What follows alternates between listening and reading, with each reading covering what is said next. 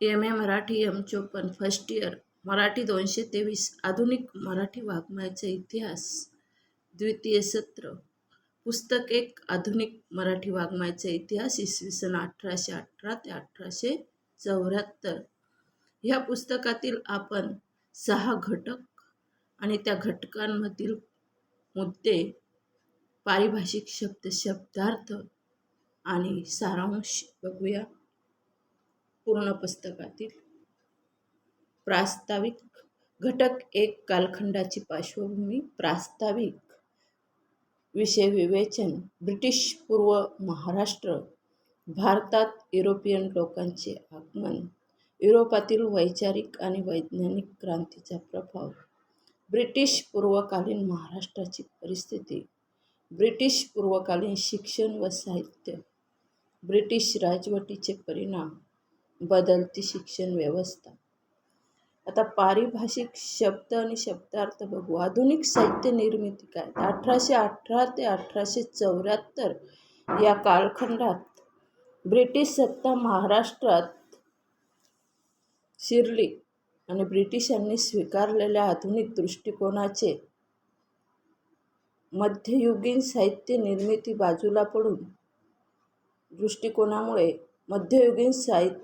बाजूला पडून आधुनिक साहित्य निर्मितीला सुरुवात झाली. युरोपातील वैचारिक क्रांती. 15व्या शतकात युरोपात वैचारिक क्रांतीला सुरुवात झाली. यालाच प्रबोधनाची चळवळ असे म्हणतात. ब्रिटिश पूर्व शिक्षण पद्धती कशी होती? ती व्यावहारिक, लष्करी आणि वैदिक या 3 पद्धती होत्या. आता ह्या कालखंडातील सगळ्या मुद्द्यांचा सारांश आपण बघूया. सारांश. इसवी सन 1818 मध्ये महाराष्ट्रात पेशवाईचा अंत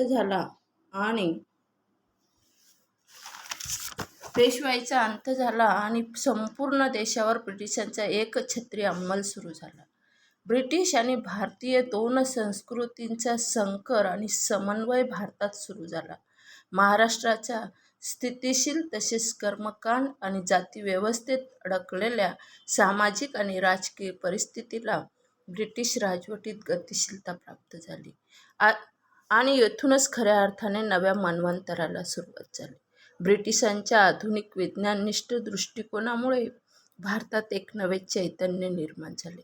इंग्रजी शिक्षणाने सुशिक्षित झालेल्या पहिल्या पिढीने ब्रिटिशांच्या समतावादी, लोकशाही प्रधान आधुनिक दृष्टिकोनाचा स्वीकार करत प्रबोधनाची चळवळ गतिशील केली. धर्म, संस्कृती, साहित्य, राजकारण, समाजकारण या सगळ्या संकल्पनांवर याचा परिणाम होत गेला. ब्रिटिशांनी सुरू केलेल्या नव्या भौतिकवादी शिक्षणामुळे भारतीयांमध्ये या सगळ्या संकल्पनांवर याचा परिणाम होत गेला आणि व्यापक दृष्टिकोनाची वाढ होऊन नव्या संकल्पना रुजत गेल्या. यातूनच समाज केंद्रित साहित्य निर्मितीची पायाभरणी होत गेली. आता घटक 2 आपण बघूया. साहित्य निर्मितीच्या प्रेरणा. यामधील मुद्दे. प्रास्ताविक विषय विवेचन. मराठी साहित्य निर्मितीची पायाभरणी. साहित्य निर्मितीच्या प्रेरणा. भौतिकवादी प्रेरणा. मुद्रण व्यवस्था. भाषांतर युग. ख्रिस्ती धर्मप्रसार आणि मराठी साहित्य. वृत्तपत्रांचे कार्य. प्रबोधन चळवळीचा मराठी साहित्यावरील परिणाम. यातील पारिभाषिक शब्द आणि शब्दार्थ. लीळाचरित्र म्हणजे उपलब्ध ग्रंथांच्या आधारे लीळाचरित्र हा मराठीतील पहिला ग्रंथ मानतो. साहित्य निर्मितीची पायाभरणी. 1818 ते 1875 हा मराठी साहित्य निर्मितीच्या पूर्वतयारीचा काळ होय. याच काळात मराठी साहित्य निर्मितीची पायाभरणी झाली. आता भाषांतर युग. इसवी सन 18 ते 1874 हे खऱ्या अर्थाने भाषांतराचे युग होय. ह्या कालखंडातील सगळ्या मुद्द्यांवरील सारांश आपण बघूया. एकंदरीत इसवी सन 1818 पूर्वीच्या मराठी साहित्याची आध्यात्मिक ईश्वरकेंद्री परंपरा इसवी सन 1818 नंतर बदलत गेली. इसवी सन 1818 नंतर ब्रिटिश सत्तेमुळे झालेल्या भौतिकवादाच्या पर्यायाने विज्ञाननिष्ठतेचा परिचय आणि इंग्रजी शिक्षण यामुळे महाराष्ट्रातील धार्मिक, सामाजिक, सांस्कृतिक आणि पर्यायाने साहित्यिक पर्यावरण बदलत गेले. इंग्रजी शिक्षणाने शिक्षित झालेल्या पहिल्या पिढीने येथील धर्माचा आणि संस्कृतीचा पुनर्विचार सुरू केला आणि येथूनच साहित्य निर्मितीच्या प्रेरणा बदलत गेल्या. साहित्य समाज केंद्री आणि माणूस केंद्री बनण्याची प्रक्रिया हळूहळू सुरू झाली. या काळाचे साधारणपणे 3 टप्पे करता येतात. सुरुवातीच्या 25 वर्षे जुन्या नव्या साहित्याचा समन्वय साधणारी दिसतात. सुरुवातीचे 25 वर्ष नंतरच्या टप्प्यात ब्रिटिश राज्यकर्त्यांनी शैक्षणिक दृष्टिकोन डोळ्यासमोर ठेवून केलेले भाषांतराचे कार्य आणि तिसऱ्या टप्प्यात वरील आधुनिक विचारधारा स्वतंत्र स्वरूपाची साहित्य निर्मिती व्हायला सुरू झाली. असे 3 टप्पे या काळातले केलेले आहेत. या भौतिक ज्ञानाला पूरक ठरणाऱ्या पाठ्यपुस्तकांची निर्मिती तत्कालीन ब्रिटिश राज्यकर्त्यांनी करून घेतली. लोकांना शिक्षण देण्यासाठी प्रवृत्त केले. मुद्रण व्यवस्था, भाषांतरित साहित्य, वृत्तपत्रे व मासिके या सर्वच घडामोडी साहित्य निर्मितीसाठी प्रेरणादायी ठरल्या. आता घटक 3, भाषांतरित शालोपयोगी साहित्य. यामधील मुद्दे: प्रास्ताविक, विषयविवेचन, या काळातील भाषांतरकार व ग्रंथकार, भौतिक शास्त्रविषयक ग्रंथांची भाषांतरे, इतर शास्त्रविषयक ग्रंथनिर्मिती, साहित्यविषयक भाषांतरे, ब्रिटिशांनी विकसित केलेल्या भाषांतर संस्कृतीचे स्वरूप आणि धर्मप्रसारासाठी झालेली भाषांतरे. या घटकामधील पारिभाषिक शब्द आणि शब्दार्थ पाहू. साहित्यविषयक भाषांतरे म्हणजेच शालोपयोगी दृष्टिकोन डोळ्यासमोर ठेवून इंग्रजीतून मराठीत मोठ्या प्रमाणात भाषांतरे झाली आणि त्यातून पाश्चात्य संस्कृतीचा परिचय झाला. आता भाषांतर संस्कृती म्हणजे काय? तर येतदेशीयांना म्हणजे आपल्या देशातील लोकांना, येतदेशी म्हणजे आपल्या देशातील लोकांना आधुनिक शिक्षणाचे दरवाजे खुले करून देण्यासाठी ब्रिटिशांनी इंग्रजीतील शालोपयोगी ज्ञान मोठ्या प्रमाणात भाषांतरित केली. जुन्या नव्याचा संकर होऊन एका संमिश्र संस्कृतीची निर्मिती झाली. आता घटक 3 मधले आपण मुद्दे आणि पारिभाषिक शब्दार्थ पाहिले आणि ह्या मुद्द्यांवरील सारांश आपण घटक 3चा सारांश बघूया.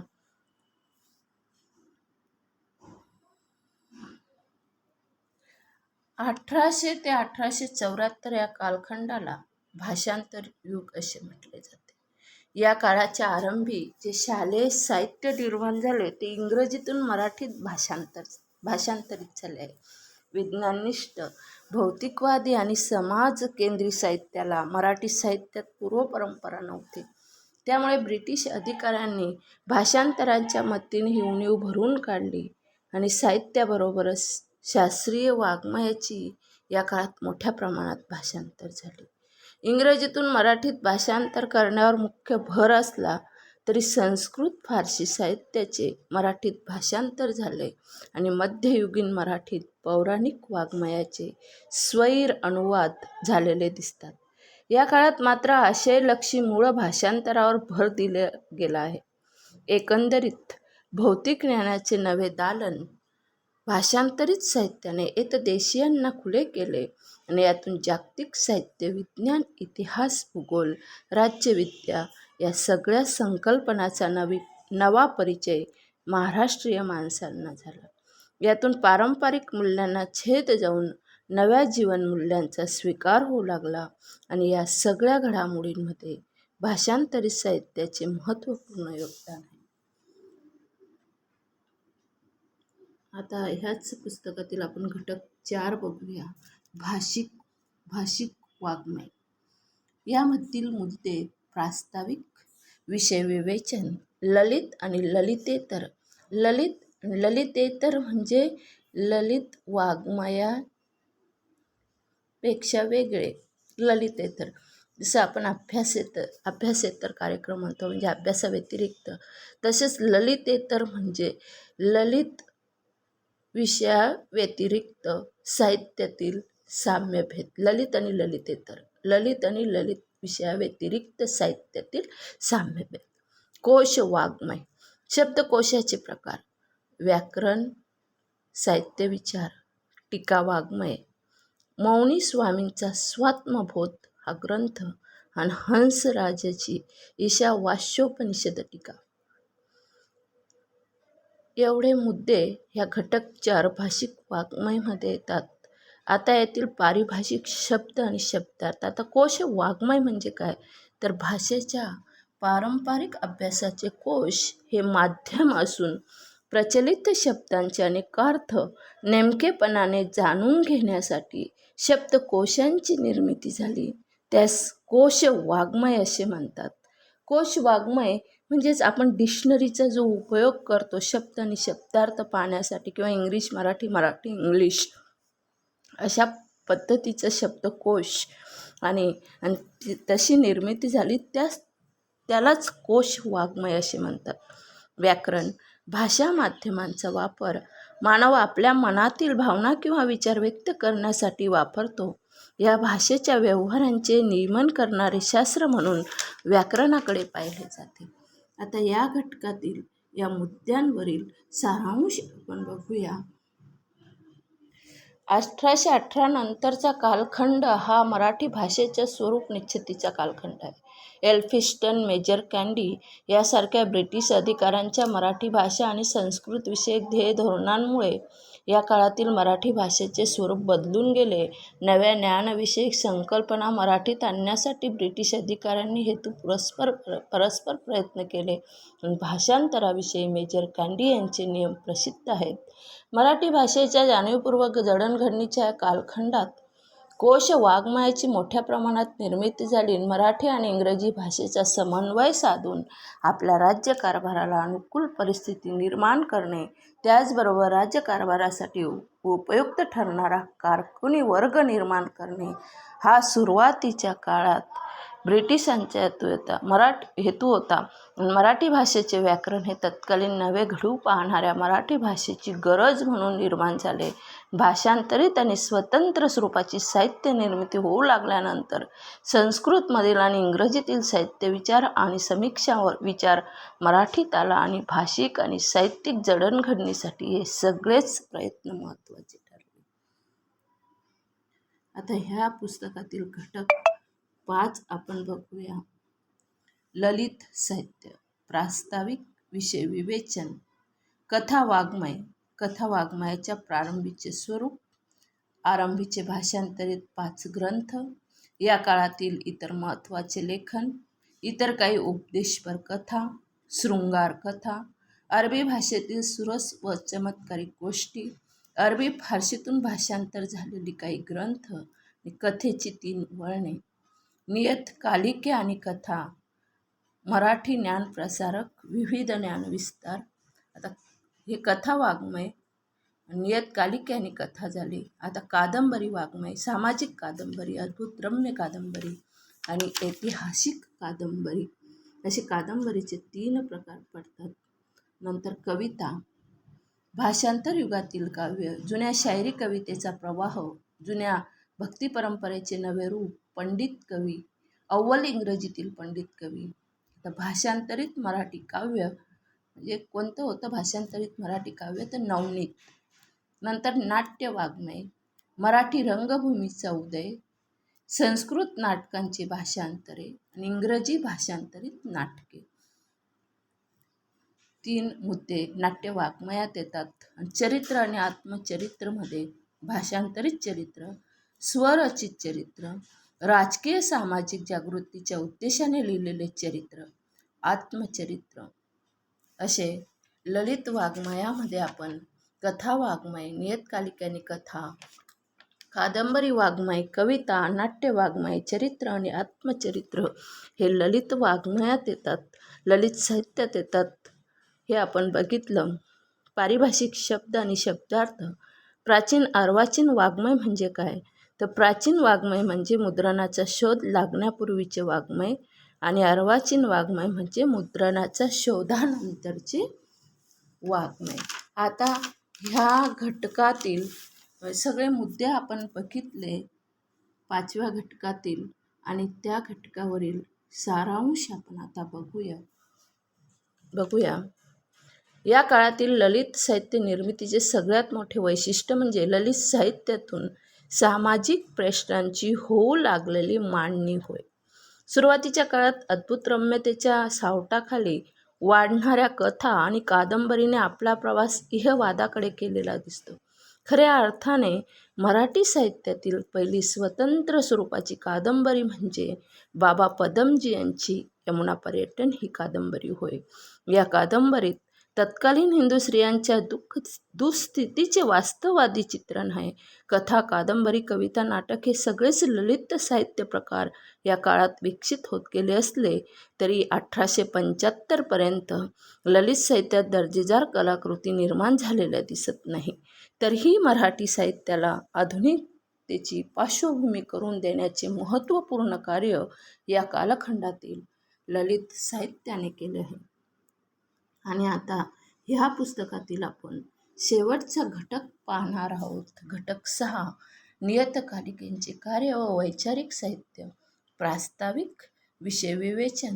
नियतकालिकांचे कार्य कोणकोणते ते पाहू. नियतकालिकांचे प्रेरक हेतू. ज्ञान प्रकाशाचा जन्महेतू. मराठी ज्ञानप्रसारक. पुणे पाठशाळा पत्रक. विविध ज्ञानविस्तार. नंतर वैचारिक साहित्य बघूया. लोकहितवादी.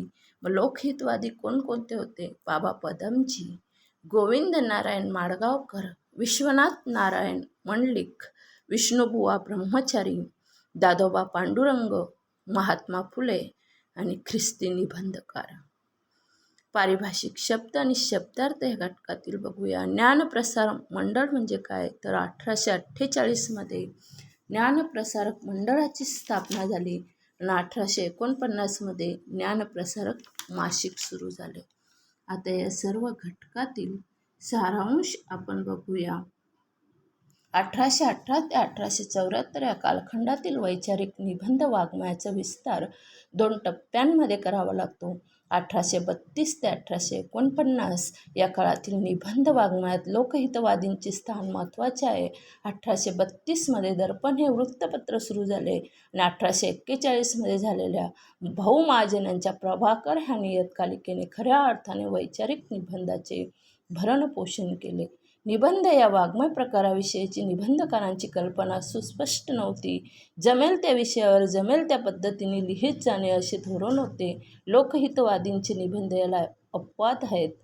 धार्मिक, सामाजिक आणि राजकीय प्रश्नांचे विश्लेषण करण्यावर निबंधकारांनी भर दिला आणि या काळात ख्रिस्ती निबंधकारांनी निर्माण केलेल्या निबंधाचाही विचार करावा लागतो. धर्मप्रसारासाठी वैचारिक वाङ्मयाची निर्मिती झालेली दिसते. श्रीमती फेरार एस बेंजामिन यांनी नीतिसुधारणा व कुटुंब सुधारणा यावर भर दिलेला दिसतो आणि 1848मध्ये ज्ञानप्रसारक मंडळाची स्थापना झाली आणि 1849मध्ये मराठी ज्ञानप्रसारक मासिक सुरू झाले. येथून वैचारिक साहित्याला योग्य वळण मिळाले आणि बाबा पदमजी, विष्णुबुवा ब्रह्मचारी आणि महात्मा फुले यांचे या क्षेत्रातील महत्त्वाचे योगदान आहे. जर हा व्हिडिओ आवडला असेल तर नक्कीच लाईक, शेअर, सबस्क्राईब करायला विसरू नका प्लीज.